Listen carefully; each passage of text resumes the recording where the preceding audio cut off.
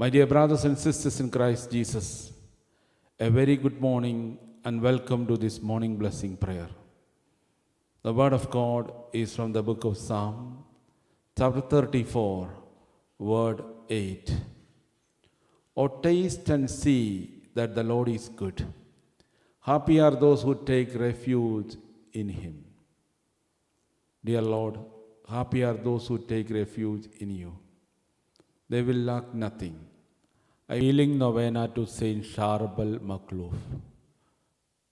O holy Saint Charbel, faithful servant of God and model of prayer and sacrifice, you lived hidden from the world and were united closely with Christ through suffering and love of the Eucharist. With confidence in your powerful intercession, I come before you today seeking healing. Ask the Lord to touch my body, mind and soul, and to restore me according to His holy will, if it be God's will. Obtain for me healing from illness and pain. If not, obtain for me the grace to endure suffering with patience, faith and peace of heart. O Saint Charbel, help me to trust completely in God's mercy and to live in His presence at all times. May my suffering be united with Christ for the salvation of souls. Amen.